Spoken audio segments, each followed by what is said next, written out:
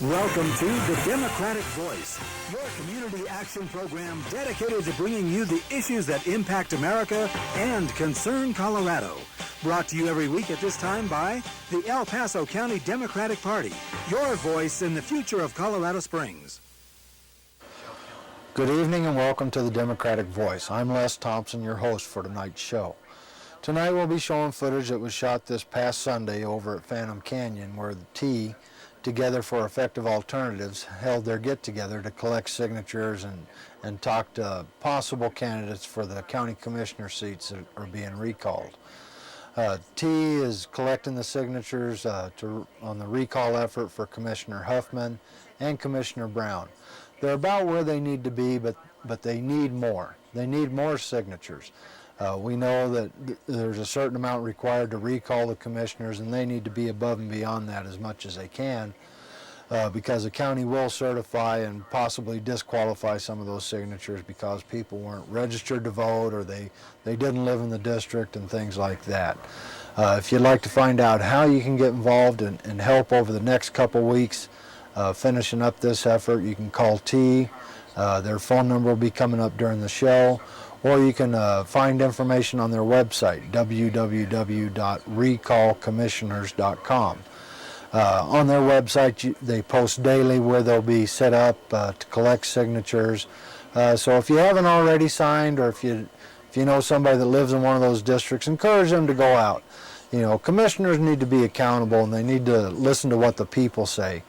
And I believe that we said it during the November election that, you know, by a 2/3 majority, that people didn't believe we needed a new correctional facility. So thank you for tuning in tonight and enjoy the show.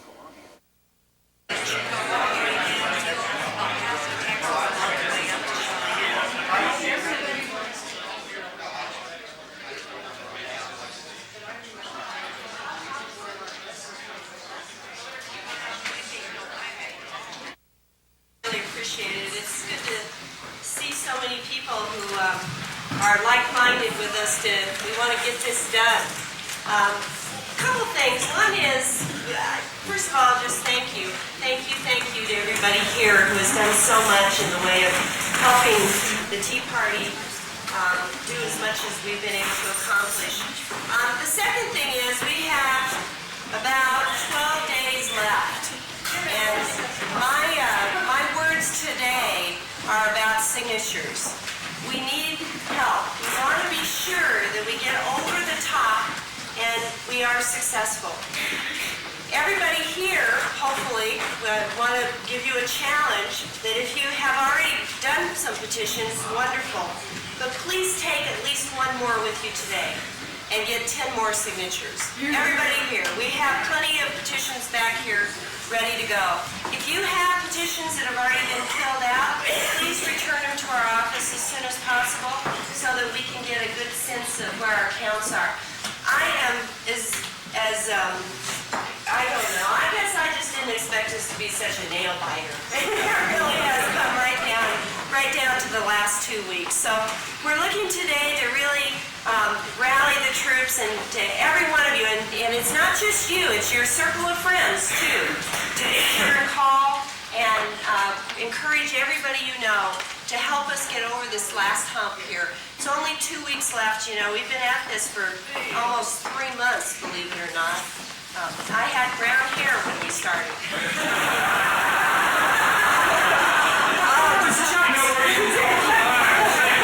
Not only did she have brown hair, but she had a business. And she's forgotten about the business, set it aside. I mean, totally. And her office looks like a war room. I mean, with all kinds of people. There's four or five different computers, 5 different computers going up there, tracking signatures and verifying signatures. Phones are ringing off the hook, and people are coming in and getting signs and petitions. So it really is. It's so rewarding to see the response and to receive the help. All those people that are in Jan's office, just working countless hours, are volunteers, and so they believe it, they feel it, and I think that really we've accomplished a lot already, and I think that one of the big things we've accomplished is never, ever again commissioners taken upon themselves to chain a community to $156 million worth of debt.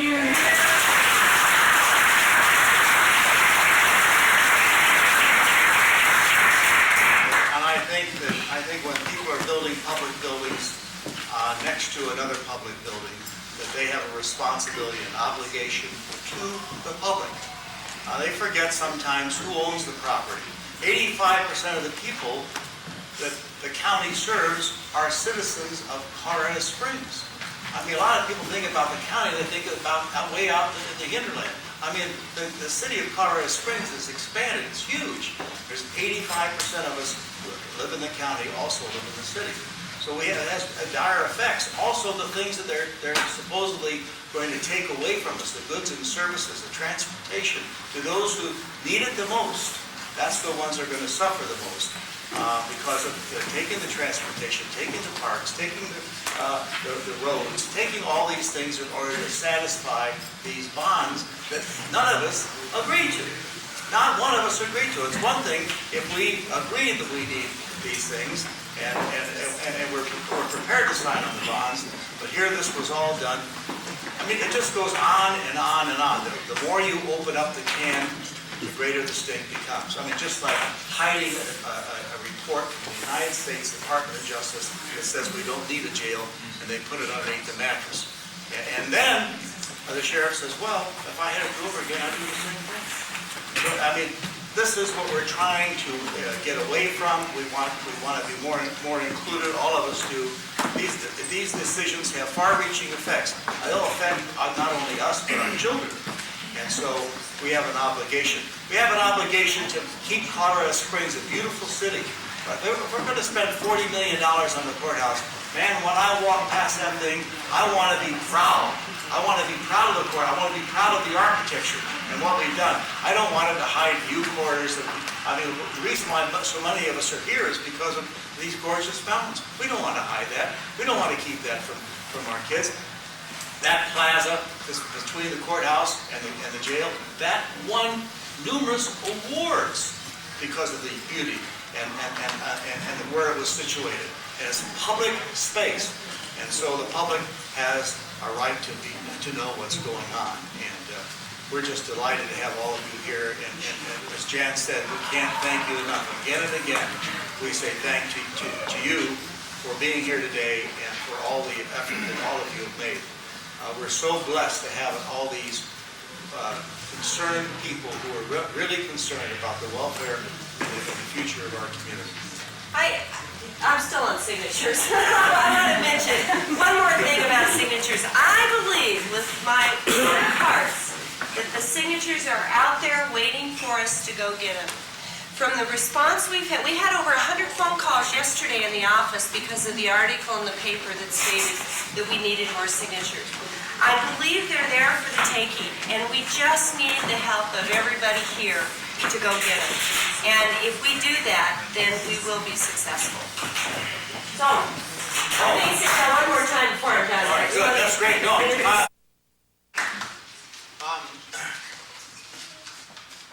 years ago, I used to see Dave Hughes sitting in a booth working a computer, and he mentioned the word.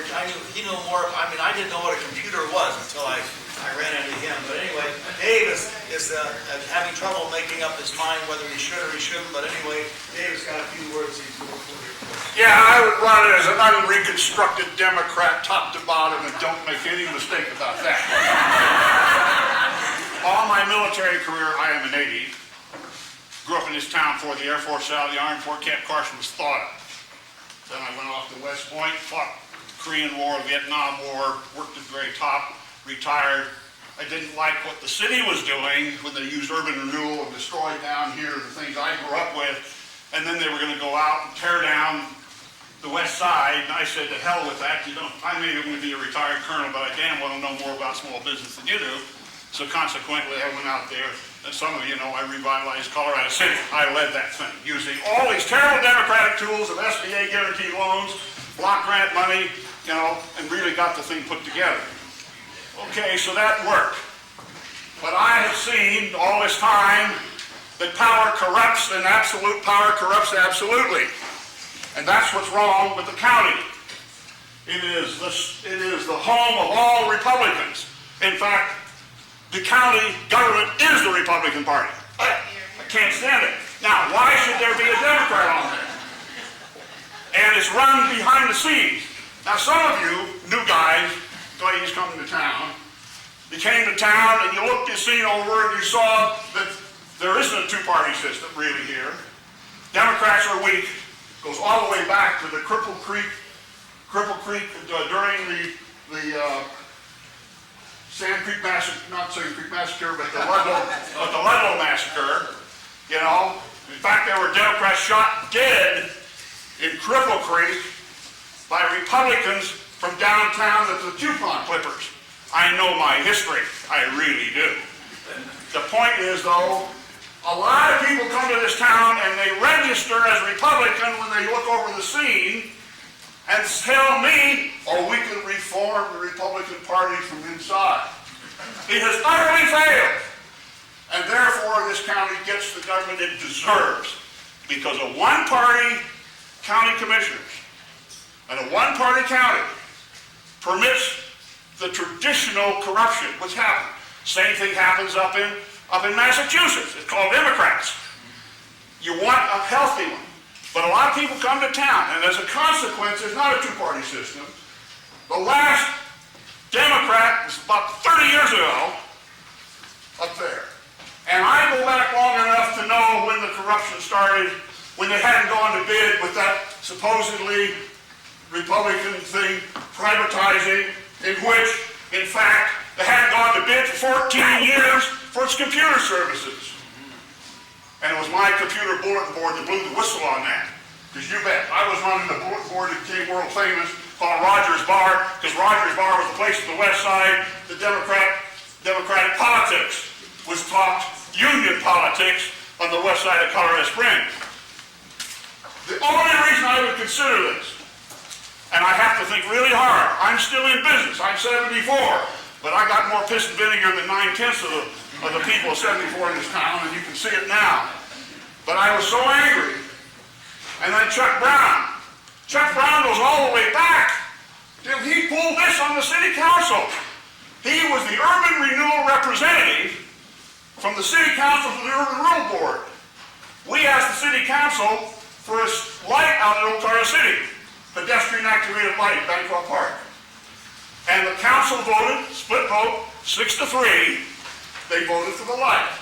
They wrote a letter to the urban renewal board. Chuck Brown sat on the urban renewal board as a representative of the city. And he went over and lobbied against it. What kind of representation is that? I crossed him off of my list then, and that's about 25 years ago. So I've seen the stuff that goes on. I've seen behind the scenes. Then I know about behind the scenes, who really pulls the strings, where the money really goes. I've got a major problem, not because I haven't got the energy, I can do that and everything else too, because I'm still in business. I do worldwide stuff for the National Science Foundation. They trust me with millions of dollars to go out and teach everything. In fact, if you read the New York Times 2 weeks ago, I'm helping Sherpas put cyber cafes at 18,500 feet on Mount Everest. That's the kind of work I do. But the point is that they used to only meet once a week. That was the normal thing. I always thought they were overpaid and underemployed. Now they're just overpaid. But they also now, then it got to be once, then it had to be once every 2 weeks, then once a week. Now they have to meet twice a week. And I would not want to run and be on there if I had to be out of town, as I will under NSF grants, too often. So I have to really think about this. I don't think on the west side I'd have any trouble getting those 256 signatures I need to get on that ballot.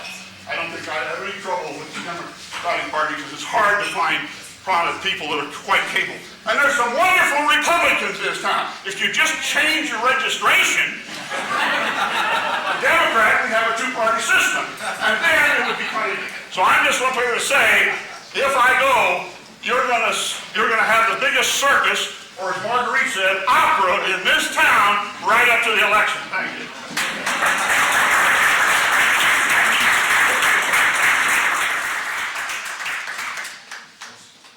Good thing you didn't come in early. We would have put him on first, you see. He got you fired up. Jan, what do you have to say? Well, I'm still talking about signatures. I wanted everybody to know that we have petitions in this table in the back here that you can pick up and take with you to gather at least 10 more signatures from everybody. That's so important. It really is. And your help is greatly appreciated. Jan's office is at 709 North Nevada Avenue. And so you can drop petitions off there. If you can't drop them off, we'll come and get them. Because all you need to do is to give us a call. The petition locations where they're available throughout the days are on our website also. We keep that current. So if you know someone who's looking for a place to sign a petition, the best place to go look and most current is our website, which is www.recallcommissioners.com. Once again, thanks so much for being here today. It means an awful lot to all of us to have you here at this little rally. And we've got some good homemade cookies over there, so we don't want to leave them behind, so take some home with you, okay? Have a wonderful day, and please take some petitions with you and get them signed. Thanks for your support.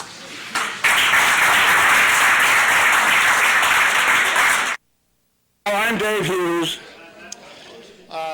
native of this area, grew up in this town before the Air Force was out of the Army, before Camp Carson was thought of. Went to West Point in '46, fought the nation's wars. My legal address was Colorado Springs all that time, retired in '73.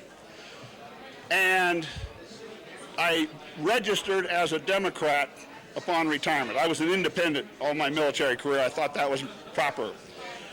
But I registered as a Democrat because I really believe that power corrupts, and absolute power corrupts absolutely, and I was fully aware of the domination by the Republican Party of this town and candidates. And in fact, that's exactly what's gone wrong with these county commissioners. All these closet Democrats who have registered as Republicans are now getting the government they deserve in the form of it, because there's no whistleblower in the county commission for the last 30 years. And the only, so what have I done after I retired? I'm in business, Old Colorado Communications. I've been a civic activist. I ran the Centennial, Bicentennial, clear back in '76. And I'm the principal leader of revitalization of Old Colorado City, using all these terrible democratic tools, SBA guaranteed loans, block grant money, and made it easy for small businesses in this town to basically buy their buildings. And now Old Colorado City is prospering. Downtown is still struggling to come back because, you know, in many ways. Well, I'm in that district, which is now Brown. And I've had a problem with him a long time. And when this latest blow-up occurred, my first statement was power corrupts and absolute power corrupts absolutely, and this town is now getting the government it deserves out of the county commissioners because it's a closed thing. Everything's behind closed doors. Terry Harris behind closed doors, swinging door between being a county commissioner and being a highly paid administrator in a position that's not even provided for in state law. And then they had the gall to sign even another thing after this blow-up occurred, which gives him a parachute that if the election is held, the two people are gone, and if there's a turnover and he lets go, he gets a golden parachute equal to his annual pay, somewhere up in the $160,000 range, which is just about obscene in my view. So I have considered running for that position. I do have a problem, which is I am very busy still in business all over the world, and thus I'm not sure I could make the 2 times a week, formal, informal, all, you know, straight through to the end of his term. However, if they were higher tech instead of being the low tech county commissioners that aren't even on public TV, I can guarantee you I could attend by video conferencing and vote with the rest of them. So that's the thing. So I haven't made up my mind yet, but it's very tempting because I can't stand the corrupt council up there that is what the city got and the county got because it has not gotten any of the other party on there.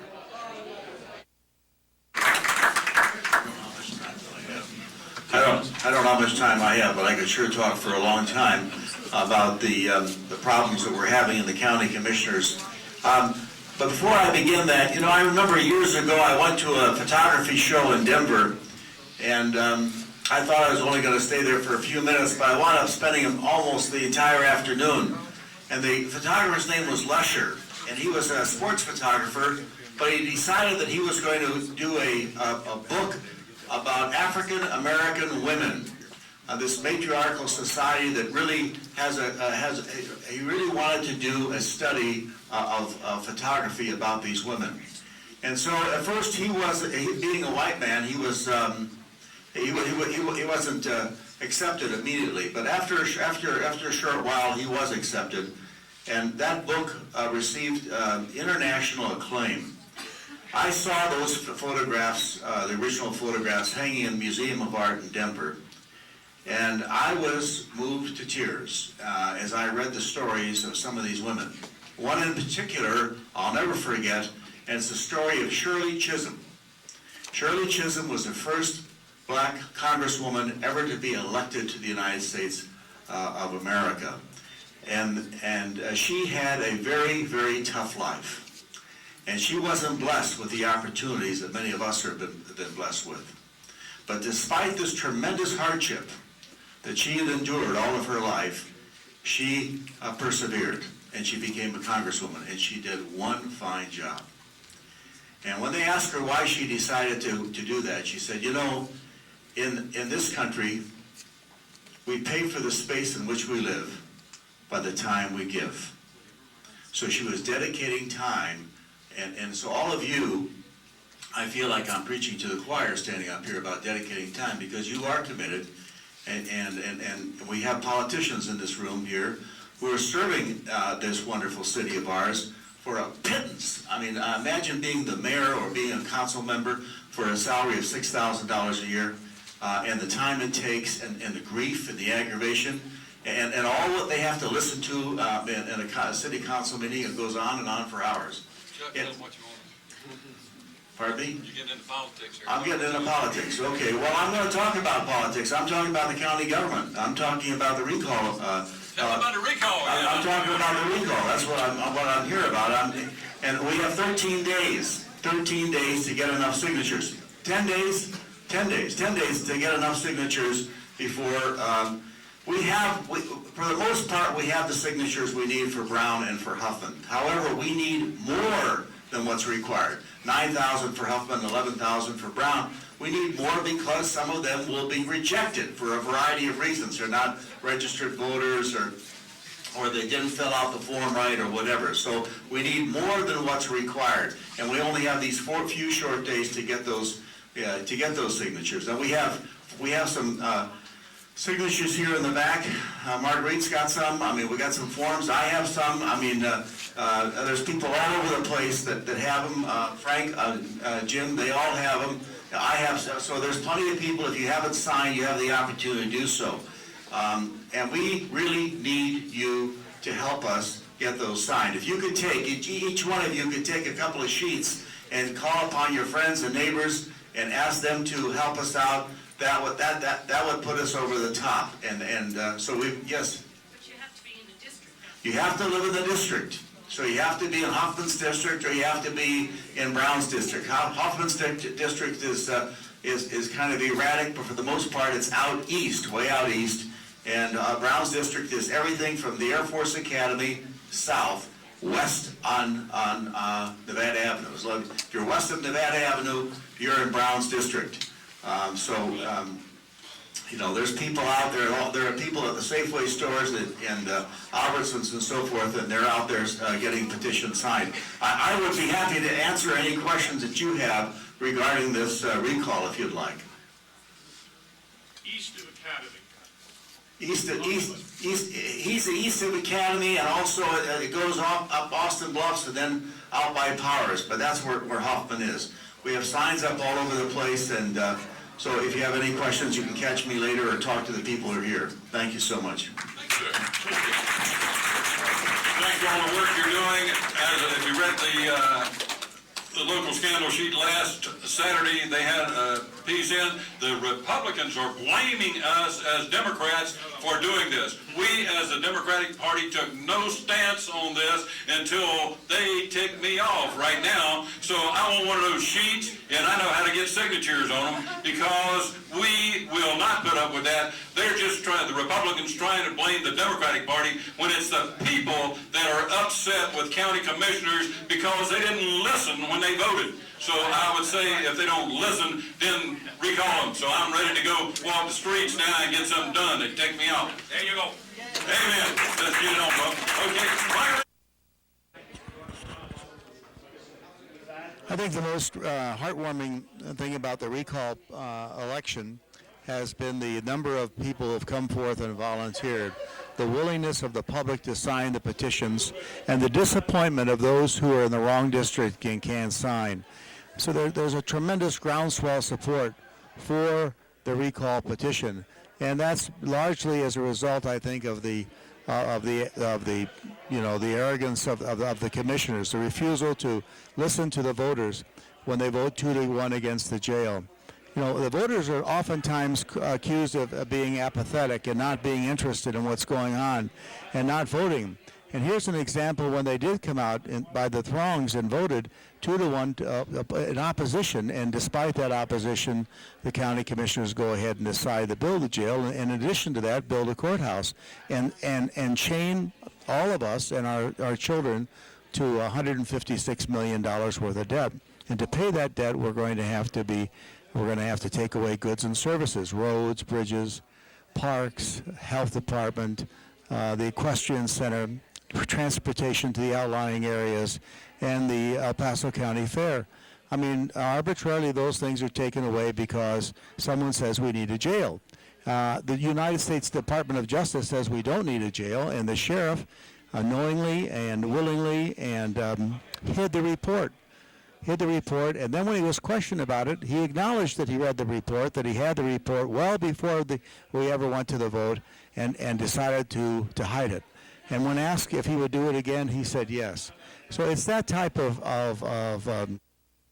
Thanks for tuning in to tonight's show. I hope you've enjoyed it. This is the last show we'll be doing on T. Over the next couple weeks, we plan on moving forward with some other issues.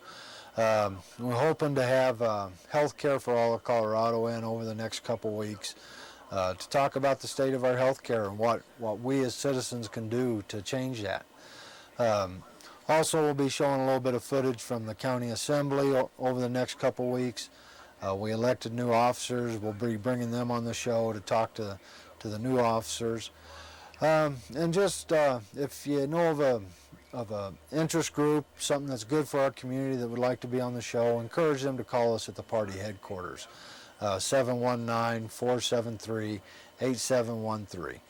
And look forward to working with all of you over the next couple years. And thank you for tuning in.